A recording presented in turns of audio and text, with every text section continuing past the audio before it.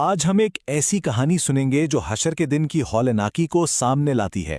ایک ایسی کہانی جو دنیا میں کیے گئے ایک ظلم اور اس کے خوفناک انجام کے بارے میں ہے۔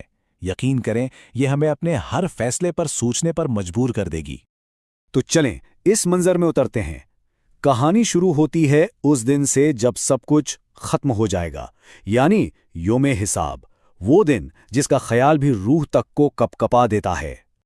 ذرا تصور کریں، ہر طرف ایک افراتفری ہے، زمین پوری طرح سے ہل رہی ہے، ہر چیز اپنی جگہ چھوڑ رہی ہے، اور ایک ایسی ہیبت طاری ہے جسے لفظوں میں بیان کرنا ممکن ہی نہیں۔ اور یہ تباہی صرف زمین پر نہیں رکی، اوپر دیکھیں تو آسمان پھٹ چکا ہے، ستارے ٹوٹ کر بکھر گئے ہیں، کائنات کا سارا نظام سب کچھ درم بھرم ہو گیا ہے۔ اور پھر سورج، سوچیں ذرا، وہ اتنا قریب آ چکا تھا کہ اس کی تپش سے ہر انسان اپنے ہی پسینے میں ڈوب رہا تھا، ہر طرف نفسا نفسی کا عالم تھا، بس اپنی جان کی پڑی تھی سب کو۔ دنیا کے جو سب سے مضبوط رشتے تھے نا، وہ سب اس دن ٹوٹ جائیں گے۔ ماں اپنے بیٹے کو پہچاننے سے انکار کر دے گی، اور بھائی اپنے سگے بھائی کو دیکھ کر بھاگے گا۔ کسی کو کسی کی پرواہ نہیں، ہر ایک کو صرف اور صرف اپنے حساب کی فکر ہے۔ اور پھر ہر طرف صرف ایک ہی آواز گونجتی ہے، آج صرف تمہارے اپنے اعمال کا حساب ہوگا۔ بس یہ اعلان سب کچھ صاف کر دیتا ہے۔ آج نہ کوئی سفارش ہے، نہ کوئی رشتہ کام آنے والا ہے۔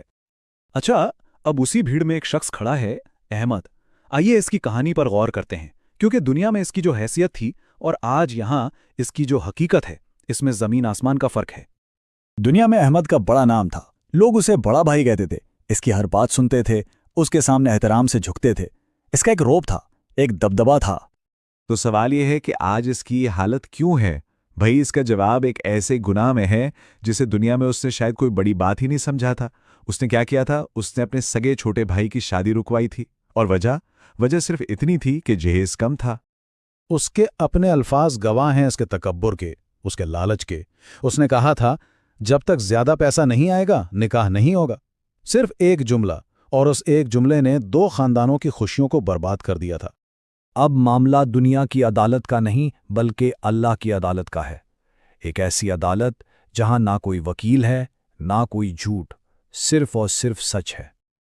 اور آج ظالم اور مظلوم آمنے سامنے کھڑے ہیں۔ وہی چھوٹا بھائی جس پر ظلم ہوا آج فریادی بن کر کھڑا ہے، اور دنیا کا وہ بڑا بھائی آج ایک مجرم کی طرح سر جھکائے ہوئے ہے۔ اور بھائی کی فریاد سیدھی اللہ کی بارگاہ میں ہے، یا اللہ، اس نے میری زندگی روک دی، اس نے میری حلال خوشی مجھ سے چھین لی۔ یہ وہ شکایت تھی جو دنیا میں شاید دبا دی گئی تھی، لیکن آج یہ سیدھا عرش الہی تک پہنچ چکی ہے۔ پھر